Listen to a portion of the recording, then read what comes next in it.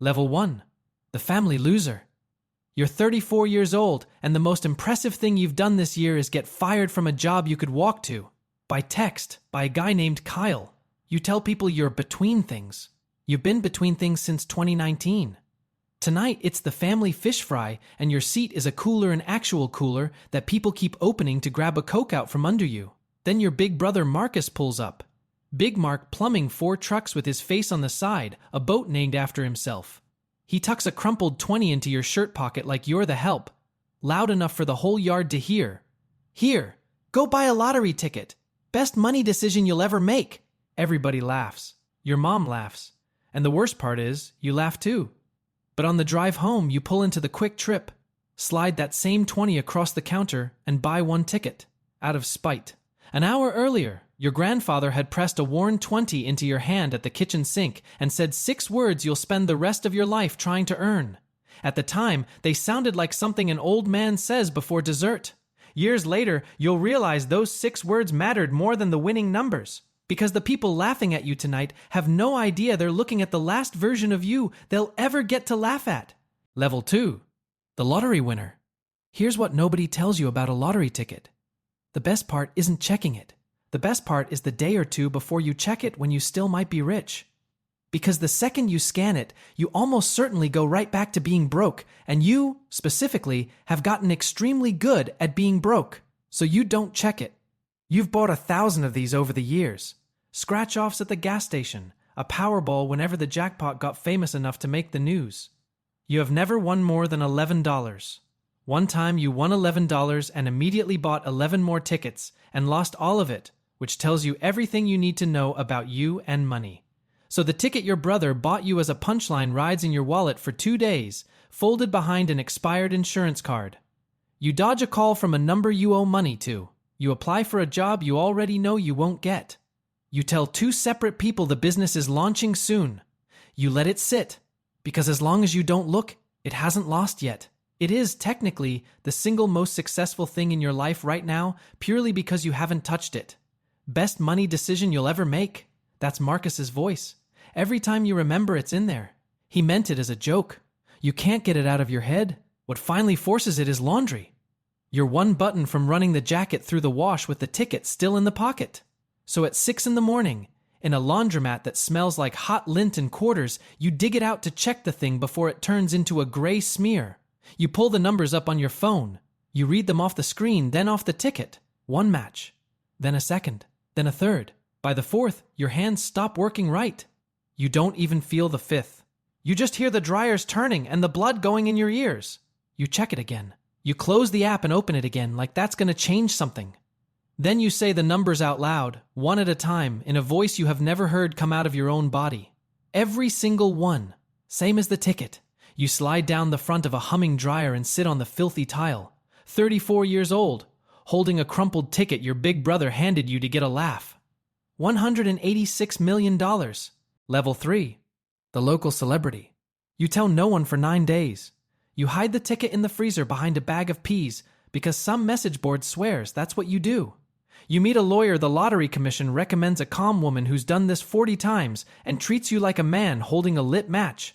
She explains Georgia won't let you stay anonymous over a certain amount, and that the number everyone's about to see on the news isn't the number you keep. After the cash option and the tax bite, 186 becomes about 58 million that's actually yours. You almost laugh. 58 million is the disappointing number now. But before the lawyers, before the cameras, you drive to the one person you actually want to tell. Your grandfather. You slide the number across his kitchen table on a torn piece of paper and wait for him to gasp. He doesn't gasp. He reads it, folds the paper in half, puts a plate in front of you because you're too skinny, and goes back to the sink. Don't let all that money make you stupid, he says. Then he makes you eat. It's the best moment of the whole thing, the only person you ever wanted to impress. And the money doesn't move him an inch. Then the news airs, and your phone stops being a phone.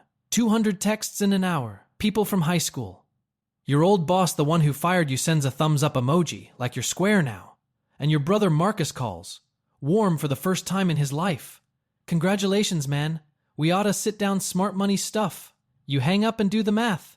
The 20 he tucked in your pocket to humiliate you is the exact 20 that bought the ticket. He funded the thing that's going to bury him. He just doesn't know it yet. By the weekend, you're not a person anymore. You're a story. The Macon Powerball guy. The Quick Trip hangs a banner in the window winning tickets sold here. Tanya gets interviewed about what a sweet regular you always were. They don't interview you. Strangers find you at the Kroger to tell you God has a plan.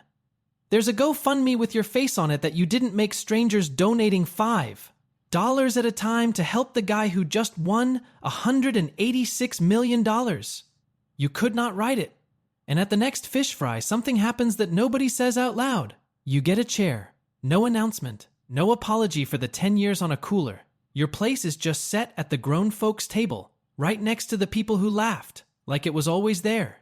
Turns out a winning ticket is the only character reference this family ever accepted. That night you overhear your mother on the phone, proud in a way she has never once been to your face. I always knew he had it in him. She never said that. Not once. She isn't proud of who you are. She's proud of what you're worth. And the asks have already started. Not for money yet, for access. Just coffee. Just 20 minutes. Suddenly everybody wants 20 minutes. Level 4. The generous donor. You stare at the confirmation screen wire sent. $140,000. And you hit send before you can feel it. Your mother's mortgage. Gone in the time it takes to tap a button. A number that would have ended you a year ago, leaving your account like it was nothing. She calls you crying. Real crying, the kind you haven't heard from her in years.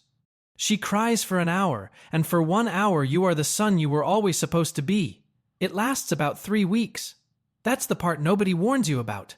Gratitude has a half-life, and it's roughly 3 weeks about what a sympathy card gets, and nobody even died. 3 weeks after you erase the debt your parents used to whisper about through every thin wall of your childhood. Your mother calls and asks, casual as weather, whether you've seen Marcus's new boat. He posted it on the lake from 40 different angles. You can pay off the mortgage. You cannot pay off the comparison. It lives in the wiring. You could hand these people $1 million apiece and they'd still split a value meal 3 ways and call it a night out. And the scoreboard in their heads only ever had one other name on it. It's always Marcus. Then the asks multiply. A cousin needs a transmission. An aunt has a sure thing. Reggie pitches you 3 businesses in one cookout with a mouthful of your own barbecue, a vending route, a clothing line named after himself, and something with crypto and the metaverse he heard about on a podcast at the gym. He hasn't held a steady job since flip phones, but he's got an LLC, a dream, and a cousin worth $58 million. Each pitch ends the same way. It's nothing to you. That's the phrase. It's nothing to you. It turns a gift into a bill you'd be a monster not to pay, and it shrinks you from a person into an ATM that knows everybody's name, and they all smile while they punch in the amount.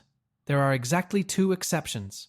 The first is Danny, your cousin, a home health aide who works doubles and drives a Civic with a check engine light that's been on since college. She calls on Sundays just to talk, and she changes the subject the second money comes up. She has never asked you for $1. You start taking her calls faster than anyone's. The second is Pawpaw, who still sends you home from every visit with a foil wrap plate at the door. You're too skinny. No invoice. No comparison. The only 2 people in the whole family still trying to give to you instead of take from you. Then your phone buzzes with something new. You've been added to a group chat. It's called Family. And the very first message in it before hello, before congratulations, before a single human word is a request, a number, and a reason. It isn't a chat. It's a line, a queue. And you're standing at the front of it with the register open, and it is never, ever going to close on its own. You think about how giving out in the open only ever makes the line longer. And you start to understand there's no number that makes them stop. Only a wall. You're going to have to build one. Level 5. The wealthy investor.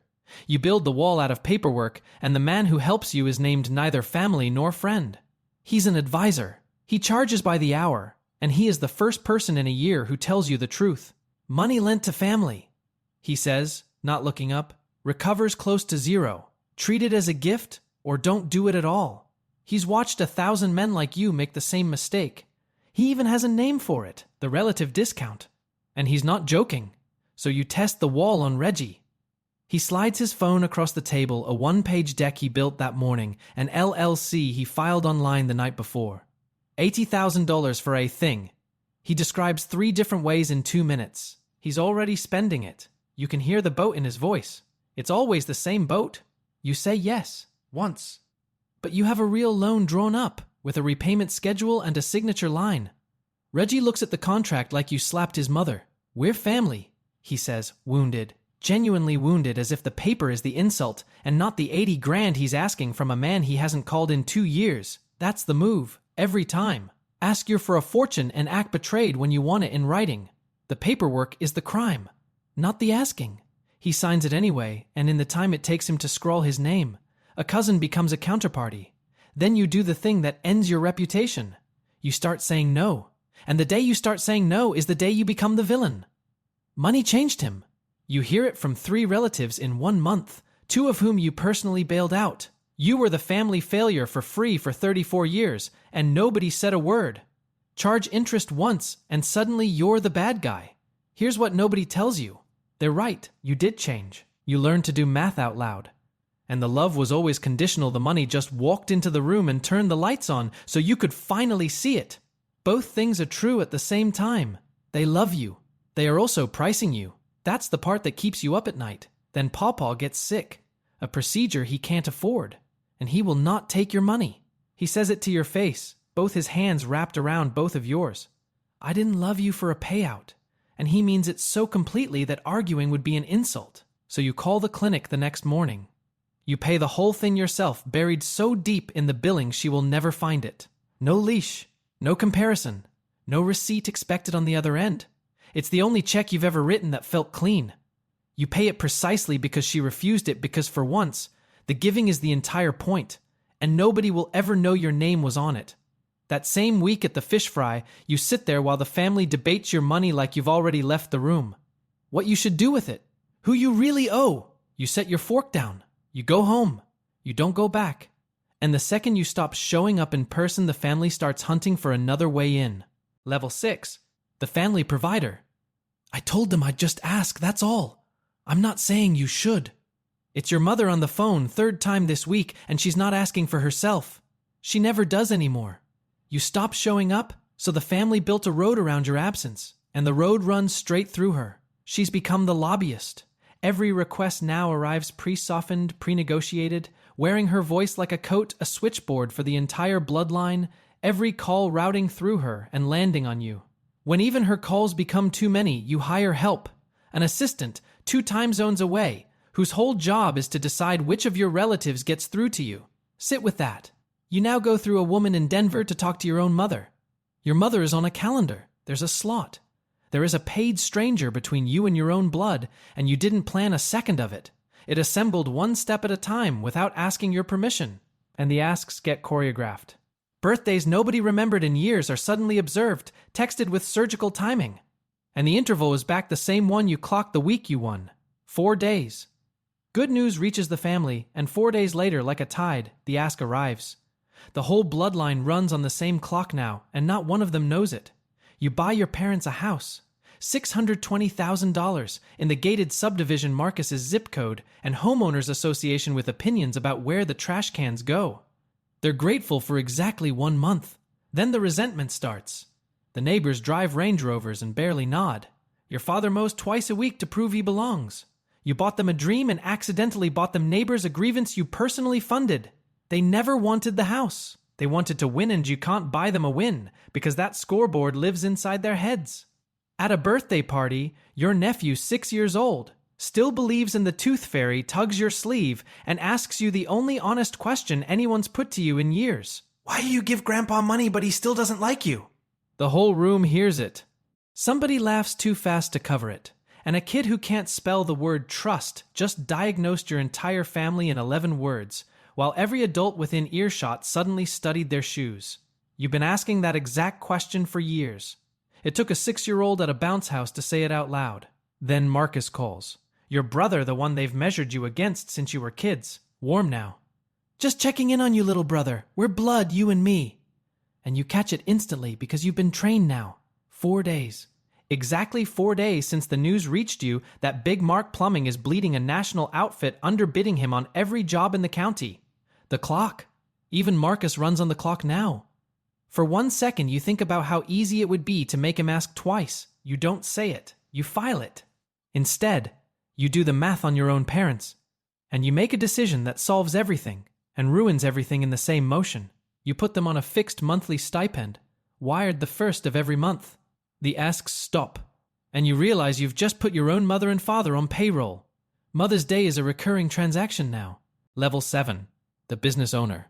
Putting your own parents on payroll forces a structure underneath the whole thing, and the structure has lawyers, a family office, an estate attorney, an irrevocable trust with your relatives named as beneficiaries, which is a sentence that means love now requires paperwork to administer. One night, an in-law signs a non-disclosure agreement just to attend dinner at your house. She signs it faster than she's ever signed a thank you card, doesn't read a word of it. Nobody reads it. At this point, they'd sign a mortgage to get through your gate. Your attorney says it without looking up. Everybody in your bracket does this with relatives, especially relatives. You repeat that last word in your head for an hour. Relatives, the people who are supposed to be the exception to every rule, are the exact risk you paper against first. And you're tired of one thing above all, being lucky. The whole town thinks you didn't earn it, and the truth is you agree with them. So you buy a real business, a regional plumbing and air operation. The exact trade Marcus is in. You tell yourself it's an investment. It isn't. It's a flag planted on his hill. Then your name starts working without you. A cousin you barely know tells his coworkers he basically made you. Another launches a GoFundMe called the Family First Fund and raises $26,000 off your name before anyone bothers to tell you it exists. Your name has become a family asset they're allowed to spend, and you're the last one to find out every single time. Then Marcus comes to see you. Alone. No truck in the driveway, it got repossessed. No swagger in the doorway. The national chain ate his margins. The bank is moving on his last location. And the man who owned half the Madet in this family sits down across your desk and cannot lift his eyes off the carpet. He needs a loan to save the last lot.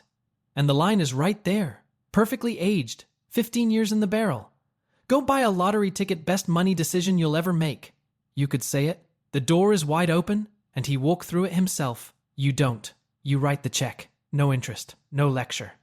You slide it across the desk because you finally understand that needing to win the fight is its own kind of poverty, and you are not poor anymore.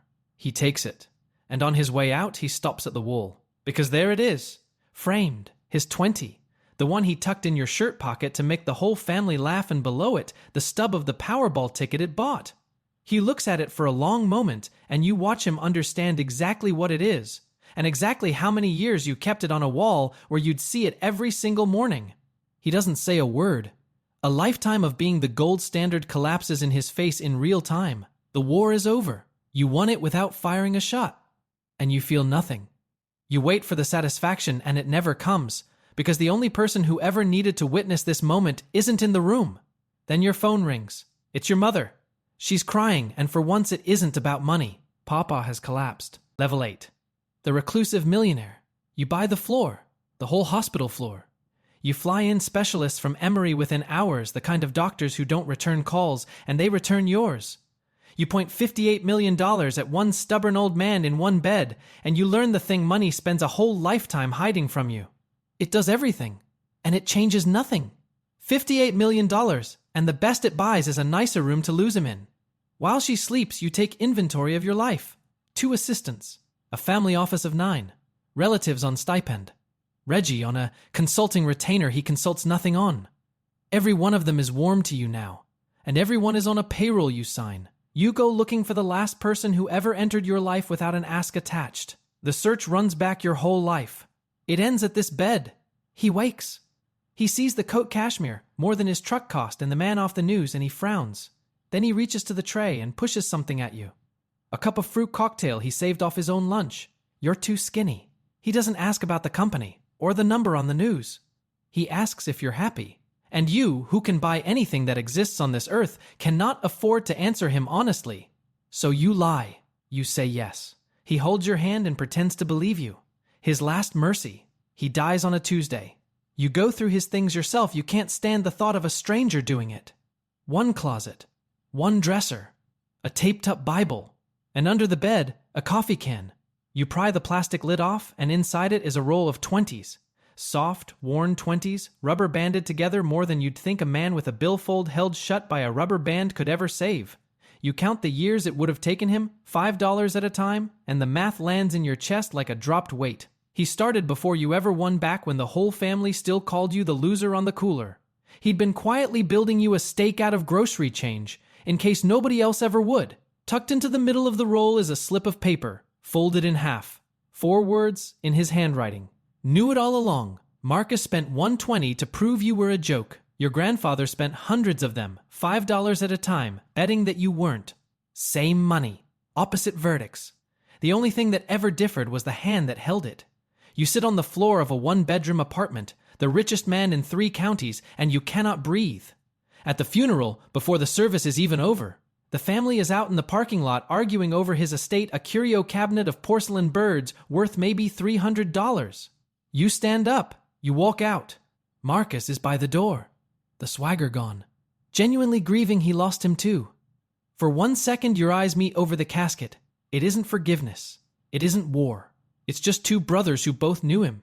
You get in the car. You drive. You don't pick a destination. Level 9.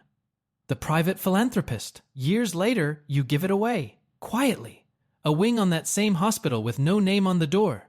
Scholarships at your old high school, the application says only that a graduate funded them. Tanya's daughter's tuition, the quick trip clerk who knew your scratch-off order and never once asked you for a thing, paid in full, anonymous. She still doesn't know it was you. You became the one role nobody in that family ever clapped for. The man who gives where his name can't be found. The kind of man your grandfather was betting on with grocery change 20s, back when the rest of them were still laughing. Then you host them, the whole family, not at a restaurant. At your place, at a table long enough to seat every one of them, behind a gate they need a code to get through. Everyone from that first fish fry came, and every one of them checked the seating chart for how close they landed to you. They orbit the number, not you. They always did. One of them brought a pitch deck to a dinner party. Danny comes in last. Still a nurse. Still drives her own car. Never took $1 she didn't earn. She hugs you sideways, the way she did when she was 16, and asks if you're sleeping. Danny and Pawpaw. 2 people in your whole life who ever looked at you and not the number. Now it's down to 1. And off to the side there's an overflow table. At it, a young cousin 22 broke, talking a little too loud about an app nobody at the big table believes in. Catching the same pitying smiles you used to catch from a cooler. You're watching yourself at 22. So you get up. You go to the kitchen. You wrap a plate in foil with your own 2 hands, the richest man in the state, doing the exact thing a poor old woman used to do at a sink. You carry it over. You pull up a folding chair. And you sit down at the overflow table on purpose. You press a soft, worn $20 bill into the kid's hand. His. The one he folded into your palm the night you got fired, the only 20 you never spent. And you set a small frame down on the table in front of him, a different 20, and a dead Powerball stub, and you tell him he'll understand that won the day he needs to. Then you lean in, quiet, so the big table can't hear. They count you, you tell him. I see you. His 6 words, passed forward. At the head of the room, Marcus lifts his glass to you. Quieter now, in a small roll you made for him so he'd never have to ask. You nod back. The war's been over since the day you stopped needing him to lose. You stay at the overflow table, the richest man in the room, in the one seat where the only honest love he ever got actually reached him. You spent $58 million to afford the cheapest chair in the house. The cooler was never the punishment. It was the last place anyone ever looked at you and didn't see a number. For the first time in your life, nobody at this table is counting you. If this one stayed with you, like and share with your friends. Subscribe for more.